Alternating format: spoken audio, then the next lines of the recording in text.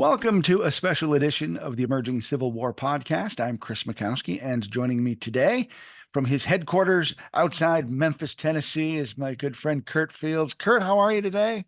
I'm as fine as I can be here in the Western Theater and Fantastic. reviewing my promotion to Lieutenant General. I have the appropriate uniform on today.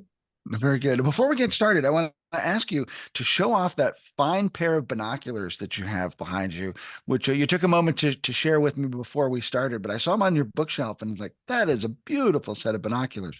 What's your story behind those? These binoculars are accurate and they are period, and they were in a home in which I had established my headquarters in Vicksburg, Mississippi, at the Bear Williams Bed and Breakfast. And I was able to purchase these from my good friends who owned that bed and breakfast, the Bear Williams house. And I am thrilled to have them in my possession. And I'm also very pleased that you saw fit to notice them. They're wonderful. And then sort of at the other end of the spectrum, you have a tin cup up there, which maybe doesn't look quite as beautiful and fancy, but that also has a really neat story and some authenticity to it. This is a period Army Cup stamped US. And I got this at the 160th of Fort Donelson as I was walking through the camps, visiting with the troops. I sat down with several troopers around the campfire, and they asked me, "Would you care for a cup of coffee, General?" I said, "I've never turned down a cup of coffee in my life, nor shall I ever." And I was passed this cup, and it was pointed out to me it's original. It's a little worse for the wear, and I drank my cup of coffee with the fellows around the campfire. And then when I passed it back, I was waved off and said, "No, General, that's yours now. It's a gift from us." And they were apparently so touched that I had stopped and had coffee with them that they gifted me with this wonderful period US stamped tin cup. And I love that story when you shared it with me because I think it's a testament to the impact that you and your work have as a living historian on the people that you get to work with and present to. It's a blessing. Every time I set foot on a field or at an event, it's a blessing. I don't know who gets more out of it, me or the people that are giving me such wonderful things. I think I get more out of Wow. Well, we have been talking with Curt here on the podcast it. because he's working on a biography about Grant for the Emerging Civil War series. And so we're actually doing a series of interviews related to that book with Curt speaking as Ulysses S. Grant. And so today I'm going to be speaking with General Grant about his promotion to Lieutenant General, which is a significant turning point in the Civil War. And so with that, I'm going to ask Curt to put on his General Grant hat. And General Grant, it is a pleasure to have you back with us today. It's a pleasure to be back with you, Mr. Mackowski, on this wonderful new telegraph you have here called a Zoom. And you've had some pretty big news over the last couple of weeks. You have gone from toiling outside of Vicksburg, sort of been in administrative limbo after that, and the president has tapped you on the shoulder with a new star, with a new mission. Indeed. After Chattanooga, when we got the Army of the Cumberland out of the deep crack it had been in, I think that's what cemented the president's decision to name me as the commanding officer. Uh, and After Chattanooga in December, I moved my headquarters to Nashville, Tennessee, and uh, things were in the on the telegraph wire, so to speak, rumors and so forth about my being promoted. I had no idea that that would happen, had no desire for it to happen, and didn't know what would happen. Well, on December the 14th of 1863, in the opening session of the 38th Congress, my congressman from Galena, Illinois area, Elihu Washburn, introduced, co-sponsored by James Doolittle from Wisconsin in the Senate, But Elihu Washburn was given the honor by President Lincoln of introducing House Bill 26 or HR 26, which resurrected the rank of Lieutenant General. And about that, Washington had the rank of Lieutenant General from the Revolution.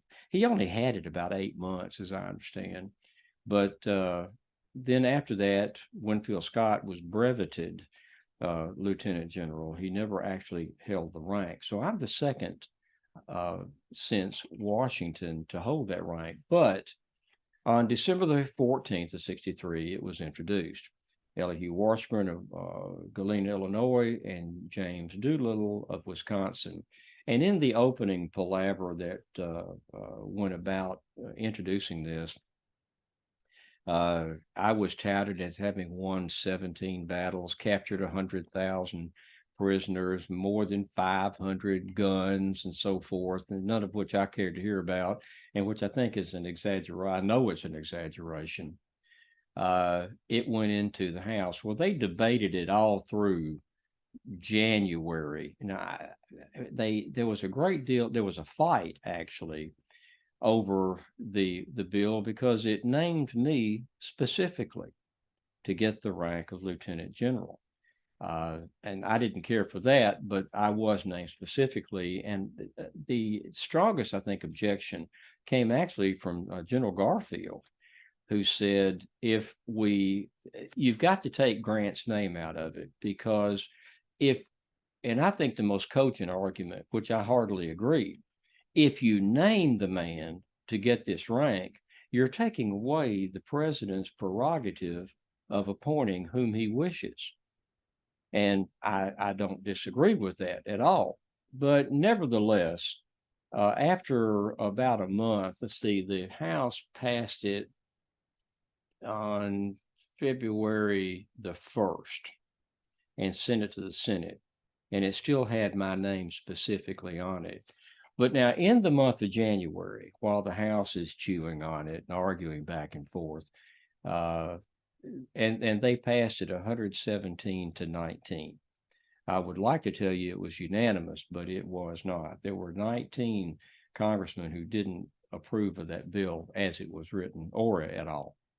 But on January the 20th, Isaac Newton Morris, now he's a name that slid into the pages, binding of the books, but he was a Democrat congressman from Illinois. I'd met him. We were friends, and a strong Democrat and an opponent of President Lincoln.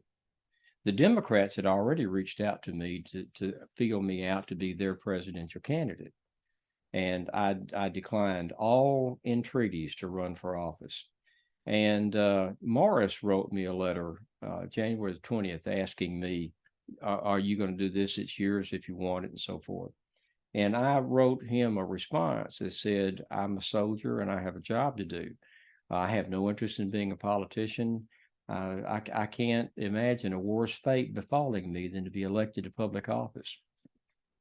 And he, of course, and I asked him to keep it to himself. I didn't want that in the papers. And he, of course, I think he showed it to President Lincoln. And another fellow from Galena who was now living in Chicago, J. Russell Jones, was a businessman, was appointed U.S. Marshal. But being a pretty smart fellow, I think after the fact, he had kept up with me in correspondence. And he wrote a letter at the same time, asking me or telling me, don't do this. And I responded to him emphatically, I do not want to do this. I don't want to run for office. And particularly if there's any possibility that President Lincoln might be reelected. Well, about that same time, as serendipity will intervene, he was going to Washington on business, and President Lincoln is struggling. Now, this is January going on. House of Representatives is debating this new rank. And not only is it a short list, I'm the original short list in Washington City because there was no question but that I was going to be named. In fact, the bill itself had my name on it. President Lincoln, though, was not being vocal about this. He wasn't being supportive. He obviously he approved of being introduced. He was caught between I can't resist it and I don't want to push it, because he felt that my being named Lieutenant General would be tantamount to giving me the keys to the White House. He didn't want to have another suitor for that position. He was already struggling. In fact, was convinced he would not be reelected. McClellan's after the job, and here's another general, popular general, and so forth. And he was being mum about the whole issue. And he asked Washburn, I understand, I've never met Grant. I don't know Grant. All I know about Grant's what you've told me. Do you know anyone else who can tell me anything about this man? And he said, yes, I do, Mr. President. Russell Jones, in fact, is here in the city, and he knows Grant well. And so the president summoned him. Well, Jones goes to the White House. Now I found about this after the fact. He has no idea what the president wants of him. And he comes in, the president sits down, and according to him, he said, tell me, tell me about Grant. What do you know about the man? He discussed about me briefly, and then he reached in his coat pocket and he pulled out the letter that I had responded. And Lincoln read it, and according to Russell Jones, Lincoln stood up and heartily patted him on the shoulder, and he said, I can't tell you how good this makes me feel. And after that, going into February, and as I said, the House passed it on February the 1st. It had gone into the Senate. The Senate's chewing on it all during February. The president did two things at that time that are curious. One of them, anyway, he came out for me to get the position. He advocated that I get the rank of Lieutenant General. He's been silent all through the second half of December, all through January, but now he comes out in support of the bill being passed to give General Grant the rank. And something else he did, which is kind of at loggerheads with supporting me, he brought John McClernand out of his home back in Illinois, where I had sent him and where he was staying back after Vicksburg, and reappointed him to field command. Now, while he's coming out to support me, he also reappoints to field command, obviously, my worst enemy.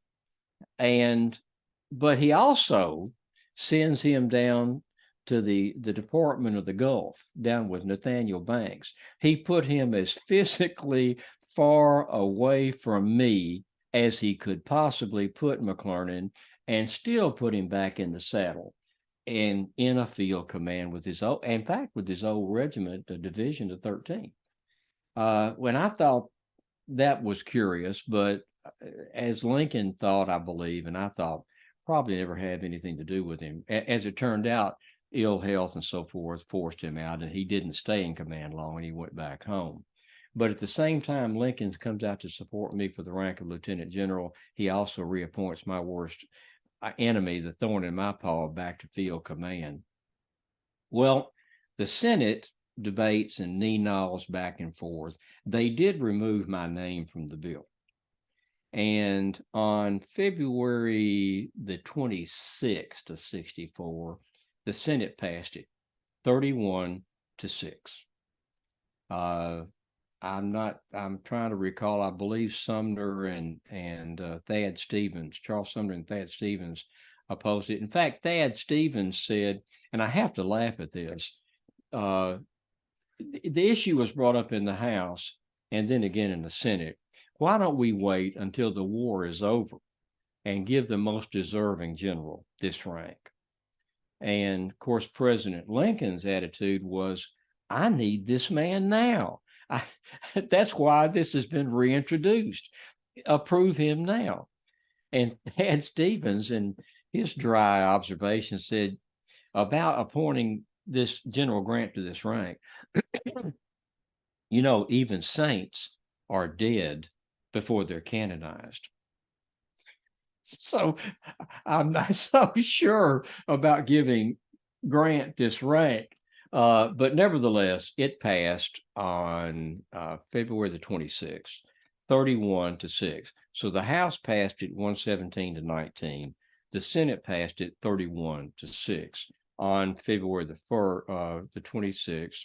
They sent it to President Lincoln, and on February the 29th, and no, that's not a mistake, on February the 29th, Lincoln signed it. The messenger brings it into him and turns to leave, and Lincoln said, wait just a moment. The messenger was shocked. That hadn't happened to him before. And the president said, I hereby nominate Major General Ulysses S. Grant, United States Army, for the rank of Lieutenant General, United States Army, and sent it back to the Senate. The next day, Lincoln sent it to the Senate for confirmation. And on March the 2nd, the Senate confirmed it.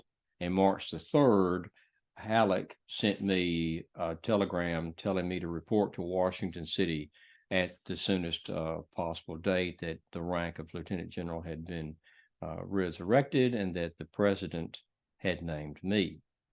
Well, I met with Sherman, and Sherman said, you're the new Washington, you're another George Washington, and you deserve this and so forth. But he wrote that in a letter. He also said, don't go to Washington. Do not have your headquarters in Washington City, because those trading politicians will corrupt you and dominate you. Well, I told Sherman I have no intention of having my headquarters in Washington. I'm going to keep my headquarters in either Nashville or Chattanooga, maybe Cincinnati. But at the time in going up to Washington City, I had no idea of having a headquarters there. I got there on March the 8th, and I had Fred with me, and I brought John Rawlins and Cyrus Comstock, Colonel Comstock, with me. But as soon as I got to the city, I went to Halleck's headquarters in the War Department to pay my respects, as I should have, and he wasn't there. I went to his home. He wasn't there, and not knowing where he was and having done my social graces and military requirements, I went to the Willard Hotel. I had on a duster over my traveling uniform, worn uniform, faded, and went into Willard's. And of course, Willard's is bustling and hustling. The restaurant's crowded, the bar is crowded, the lobby's crowded. And I walked in with Fred, and I said, I'd like to have a room. And the clerk just barked at me. Well, we ain't got no room. I don't know. Maybe I can get something for you. Just snarled at me. And because I'm a nondescript individual, and I know that. I like that. I'm not easily recognized. But he said, we got a room up the attic. You can have that if you want it. And I said, that will be fine. And he spun that register around and said, here, sign here. An arrogant individual, but I took no note of it. And I signed U.S. Grant and Son, Galena, Illinois. He spun it back around, and his eyes flew up like window shades. He said, General Grant, yes, sir, we've got a room for you. And I thought how things changed. And he said, we're going to put you in parlor number 6. It's the honeymoon suite. It's where the Lincolns stayed there when they were waiting for the inauguration. I said, don't, there's no need to do that. He said, we'll get those colonels out of there. And as I recall, I think there were 5 colonels that were staying in there. And he rang that bell on the counter like a fire alarm in the night. And then bellboys came running. He said, go up there and get those colonels out of the room. Tell them they're no longer in that room. And all of it, the profanity I heard, and who did this, why is this happening? And all those colonels came stomping down those steps, making a great production. Who is the cause of this? And that clerk does his thumb at me, General Grant. And the change in their demeanor was instantaneous. In fact, it went from swearing and cursing about who's responsible to this to, do you have any bags we can carry for you, General? It was that kind of change. And I said, no. That's all right. So They I think moved into the attic. I didn't pursue that. Some sore tails in that situation, and took our bags. I only had a trunk, and went down to the restaurant to eat, get some dinner because Fred was hungry. He was 14 at the time, and I was glad to have him with me because in January, Julia had telegraphed me that Fred is sick. He had the doctor called it typhoid pneumonia. And when he was at Vicksburg, he had got some bad water and got dysentery, and also caught a fever. And it just never went away. Well, by January, he was at death's door. And Julia telegraphed me and said, if you want to see Fred alive, you need to get home. I telegraphed General Halleck on January the 17th, said I need leave to go home. And he approved it. And I said, I'm going to leave Sherman in command. Secretary Stanton had come back and said, you're not going to do that. You take your headquarters with you, telegraph as you go. So that may be the first time that an Army headquarters actually was mobile and on the cars with me. But I stayed in daily touch with my headquarters in Nashville the entire time I was gone. I rushed home. I got there on the 24th and expecting to find Fred dead. But he had turned the corner and was sitting up playing with his toys when I got him. But he had been a sick boy. And I looked at him and I was really taken with how small he looked in that big bed. But he was okay. First of all, he was still alive, but he was feeling better. In fact, he felt so much better that we went to see a play that night with Julia and myself and Louise Boggs, her cousin, in St. Louis. And then I returned back to Nashville as soon as I could. So Fred was still a little weak and shaky here a month later. So I wanted him to get something to eat. We went into the restaurant, and some congressman who had talked to the desk clerk stood up and did a toast. Ladies and gentlemen, I present to you General Ulysses S. Grant. And I'm thinking, don't do that. The entire area, everybody stands up cheering. And they all wanted my autograph. They crowded all around us. And Fred, the crowd got so intense that Fred grabbed my hand and really held on to it. And we finally were able to work our way out of that. And I had an invitation to the White House that night. And I found that out when I got there. And one newspaper had mentioned it.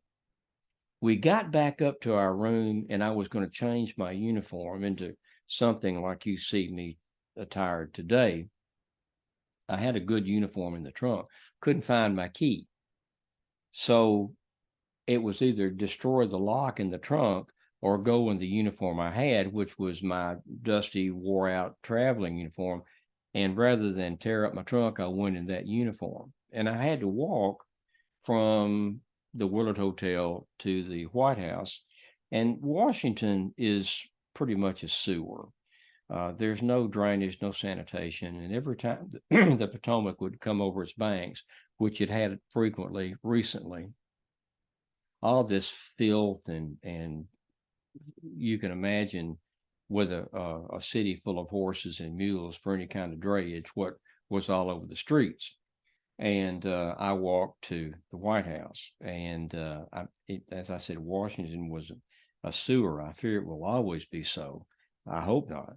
Well, I got to the White House, and because that one paper had run a little mention of me, the people at the ball that night, which was held in my honor, there were hundreds of them.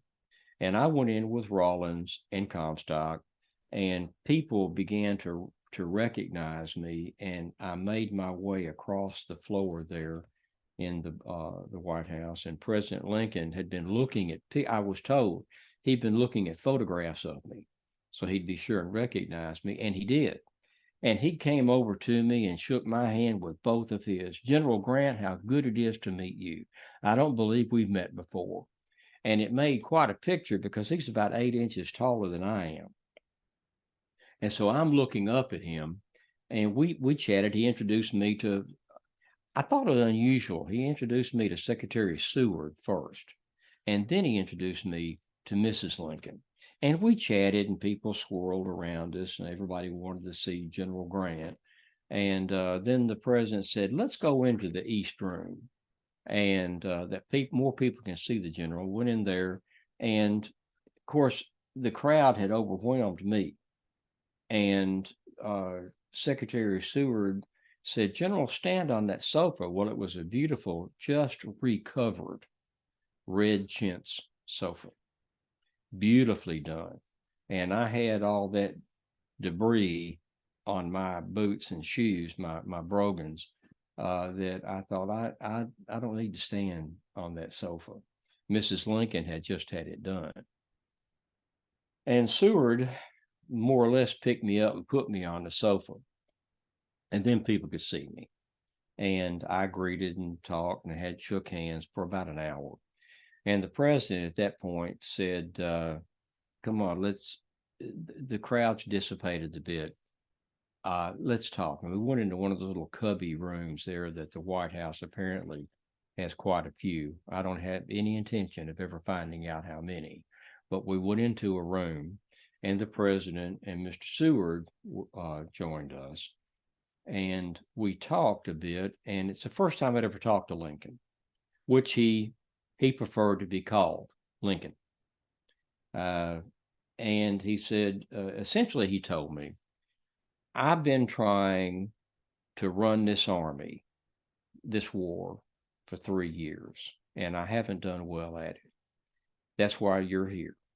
You need to end the war, do what you have to do. I don't want to know what you're going to do. In fact, I don't even want you to tell me. I might blab it." And I'd been warned by Halleck. Even Sherman had told me, "Don't tell the president what you're going to do, because in interviews with newspapers, he'll tell them, unintentionally reveal your intentions and plans." And I told the president, "Yes, sir, I can do that." And he also said, he gave me his little statement, just 4 sentences long, that I'll share with you in a moment. He pulled out his statement to me, and he said, "Here's what I'm going to say tomorrow. I'm giving it to you now so you can prepare a response and be brief about it. But there are 2 things I really want you to emphasize, or whatever else you may say. First of all, I want you to assuage the feelings of the Army of the Potomac, the rank and file. They've been struggling with Bobby Lee for 3 years, and they've done the best they could. A new commander is coming in. I want you to address them and their feelings. Also, the command structure. I want you to calm or soothe their feelings. Address those 2 issues." And he gave me his talk, and I took my leave of him. Went to dinner with Secretary Seward at his home after that, the late night dinner. Comstock and Rawlins and myself, and we got to know Secretary Seward a bit. The next morning, I went to the executive mansion, and the cabinet, I believe, as I recall, the entire cabinet was there. General Halleck certainly was there. And I brought with me Fred and John Rawlins, and Cyrus Comstock. We met, and the president had told me, "You may give me all the notice you like. I'm ready for when you get your talk prepared, whenever you'd like to do this." And I said, "I can be ready in 30 minutes. And Lincoln looked surprised. "Well, certainly, we'll do it tomorrow morning."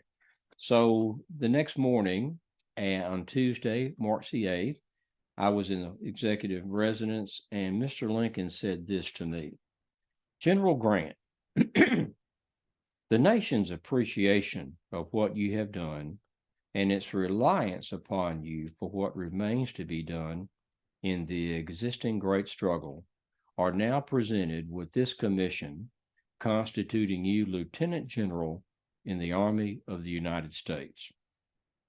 As the country herein trusts you, so under God it will sustain you.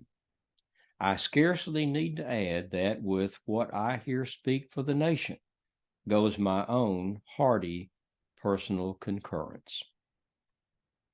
My reply, and I had written it in pencil on a scrap piece of paper back at the Willard's Hotel, and I couldn't find it at first. I had to fumble in my pockets, and of course the silence is hanging heavily. I finally found it, and I stammered when I first started reading it, but then I calmed down and I read my response. Mr. President, I accept the commission with gratitude for the high honor conferred.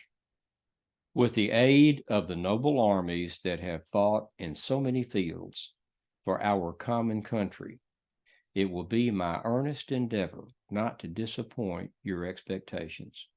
I feel the full weight of the responsibilities now devolving on me, and I know that if they are met, it will be due to those armies, and above all, to the favor of that providence which leads both nations and men. And President Lincoln gave me the paper and shook my hand, and it was done. I was the first lieutenant general since George Washington. I was in command of some million men in the field, or half a million men in the field, and 5 or 6 armies from Washington City to Pensacola, Florida. And I left the White House. Now, President Lincoln had asked me, what are you going to do next? And I said, I need to go and see George Meade. So the next morning, on March 10th, I took my trip out to Culpeper Courthouse, where Meade had his headquarters. Now, at that time, I had given thought to replacing Meade. Meade was the 6th or 7th commander of the Army of the Potomac, the 6th, I think, maybe 7 if you count McClellan twice. George certainly does. It was a graveyard for generals, is what it was. And I like to emphasize that I was not commanding the Army of the Potomac. I was commanding all the armies of the United States. In fact, in the commission, it says, with emphasis added in italics, with headquarters in the field. So I had told the president, I'm not a desk general, and I will not be in Washington City. And the president made it clear that I don't want you in Washington. I want your hand firmly on the reins with the Army of the Potomac. And I had already realized the circus that Washington was, and that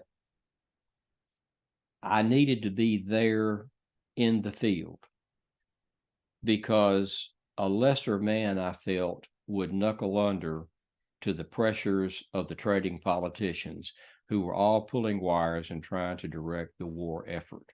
So I had resolved reluctantly that I was going to be with the Army, with my headquarters in the field. And when I went out there on the 10th, it was pouring rain, and I went to visit Meade, and he'd been sick. He was coughing and ill. But when he came out to meet, and he came out in the rain to meet me in my carriage, and we went back into his tent and we're talking, and he gave me his resignation, and he said, it pains me greatly to do this, General, but our effort to win the war is more important than the desires of any individual.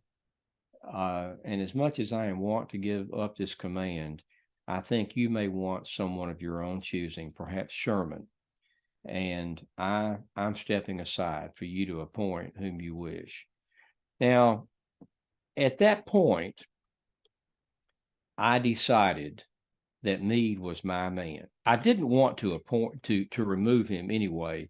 I thought maybe I needed to, because I was concerned that the Army of the Potomac had a we can't win mentality and frame of mind.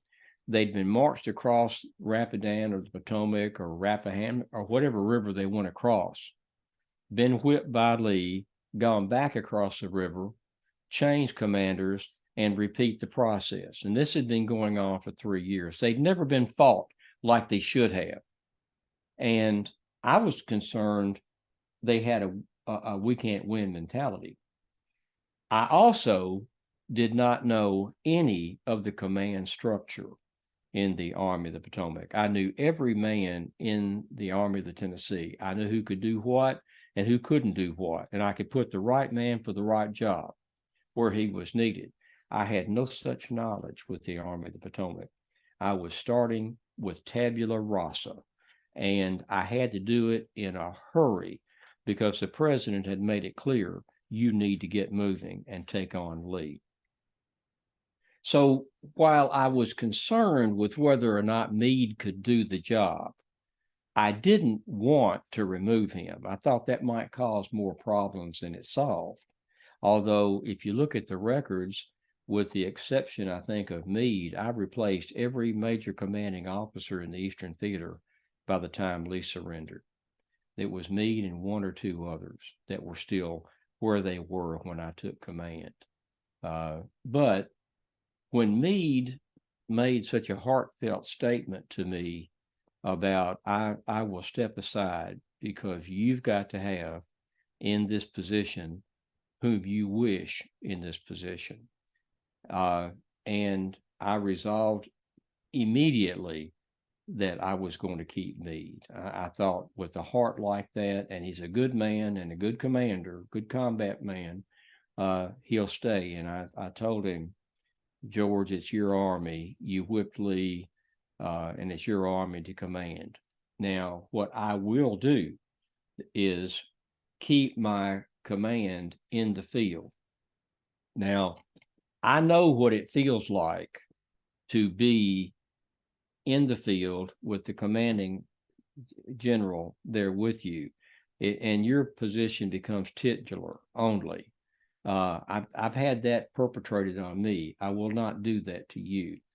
I'll keep my headquarters out of sight of your headquarters. I will issue no orders that don't go through you except in matters of exigency when something's got to be done in a hurry.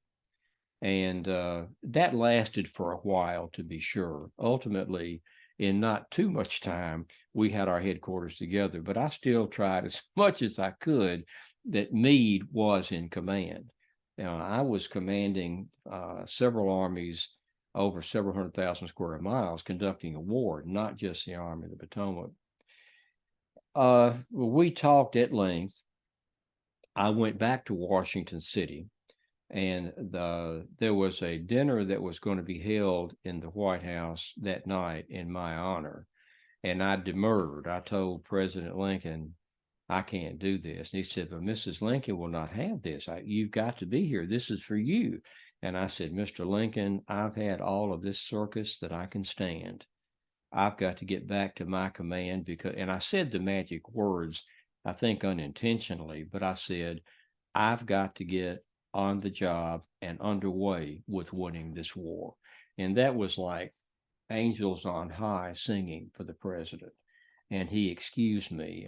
But at the time they were having that dinner in my honor, I was on the cars back to Nashville, Tennessee.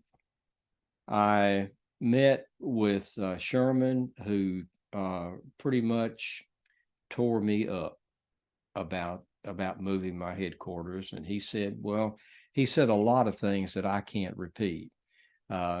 But essentially he said, I told you, don't go up there, Grant. They're going to corrupt you. They're going to overwhelm you and so forth. And I said, no. I've got to be there. Even if I didn't want to be there, the president has stipulated I'll be there.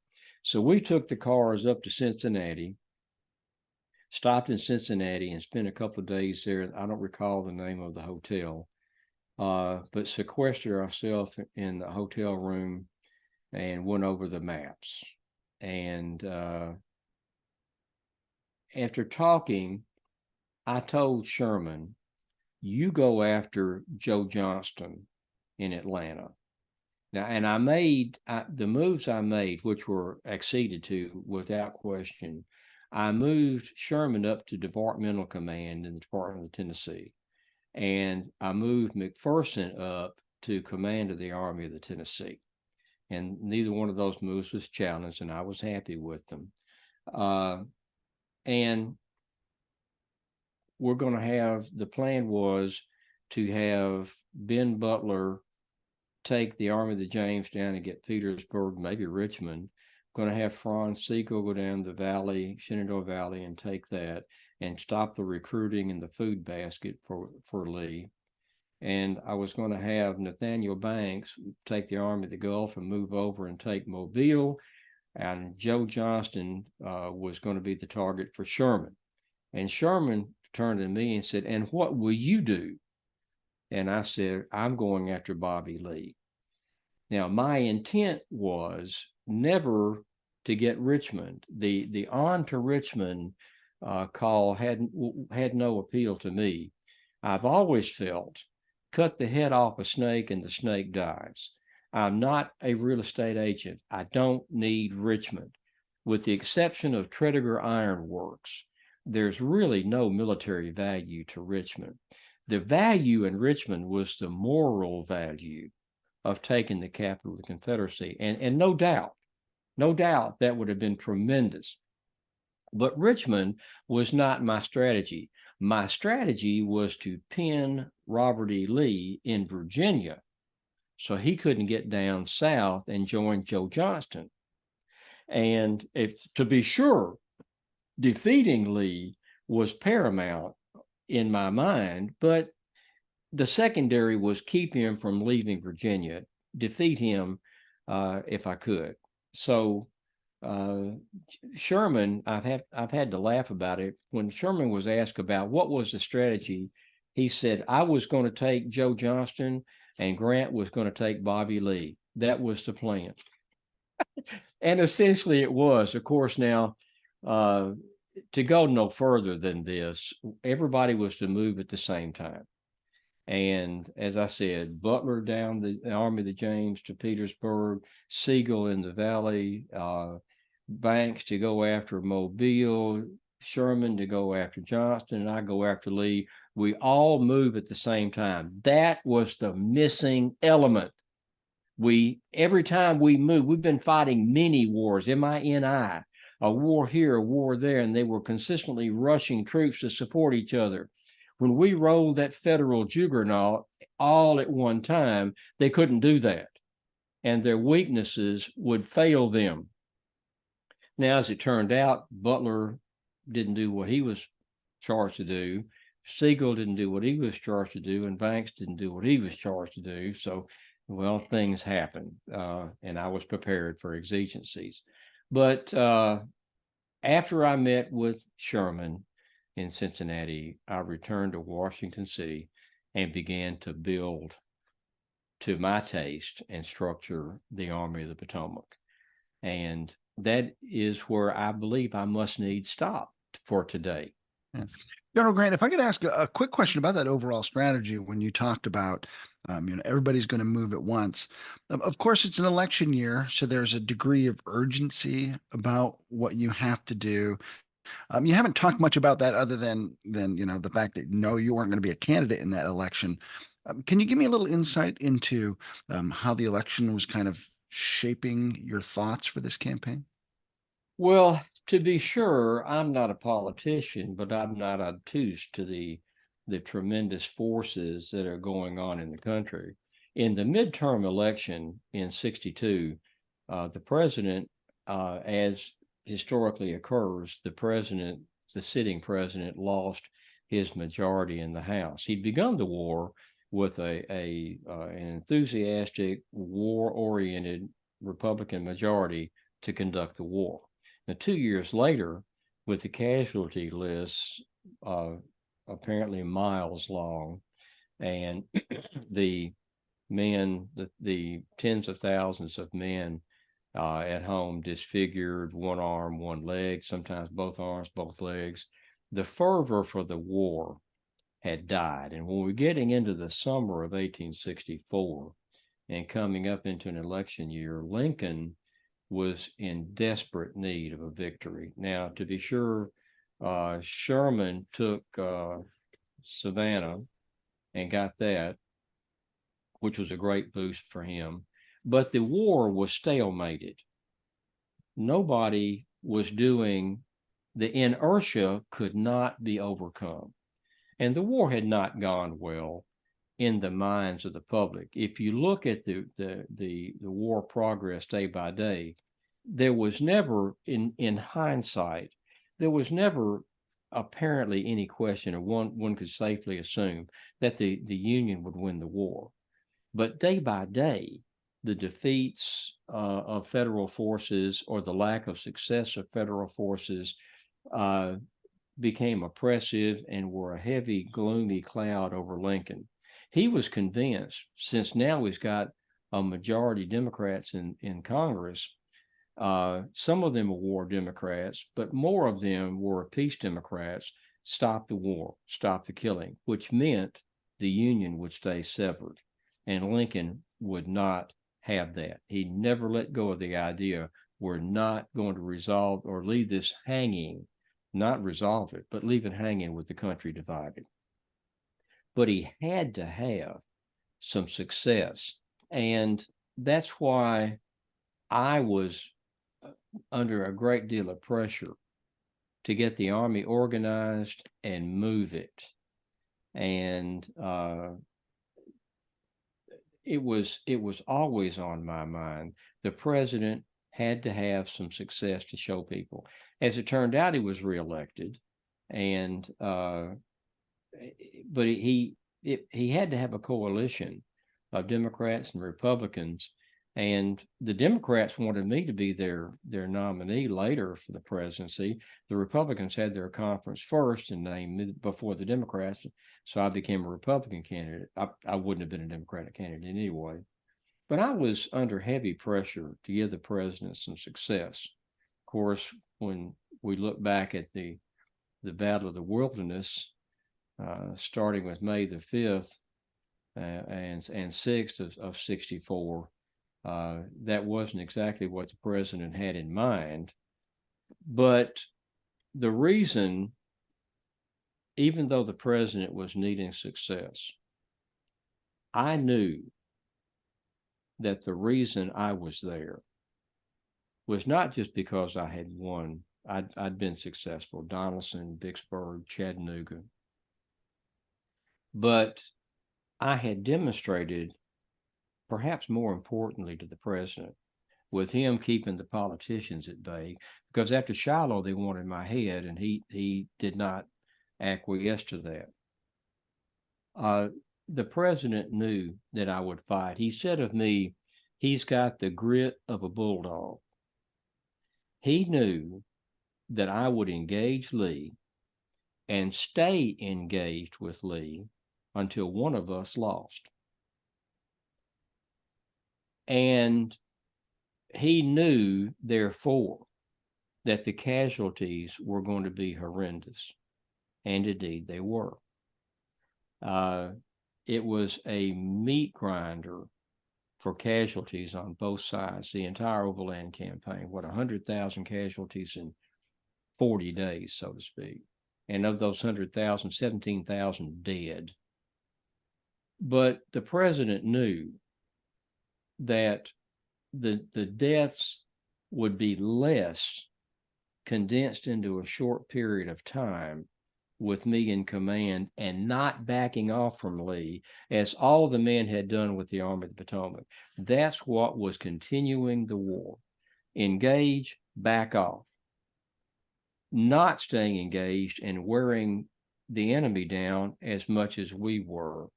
And that was going to mean consistent high casualty lists. The president knew that I would do that. And he was willing to withstand the criticism of the astronomical numbers of killed and wounded, because he knew that that's what it was going to take: consistent, unrelenting engagement of Lee to win the war. And the other side of that is If we didn't stay engaged after 3 years of war, there was a great deal of clamoring, just stop the killing. Stop the killing. And there were a lot of folks, the Northern press was like another army for Lee in the clamoring for stop the war. And the president was willing to withstand those high casualties that he knew were going to be a result of my engaging Lee and staying engaged with Lee, because he knew, as did I, that over the long run, there'd be less casualties. And it was playing into the hands, by not engaging and defeating Lee, of the Southern overall strategy. We can win simply by not losing. If we make it last long enough and make the blood deep enough, the Northern people will say, just stop the killing. And McClellan was running on that platform. Now, he denies he'd have stopped the fighting. Of course, that's after the fact. But McClellan was running as a peace Democrat. We'll stop the war. And that was on my mind. It's of my nature. If you give me an array of choices of what to do in the field, if attack is one of them, that's the one I'm going to choose. And of course, Lee is the same way. And we locked horns May the 5th of 64. And we stayed with our horns locked as we did a deadly dance across Virginia.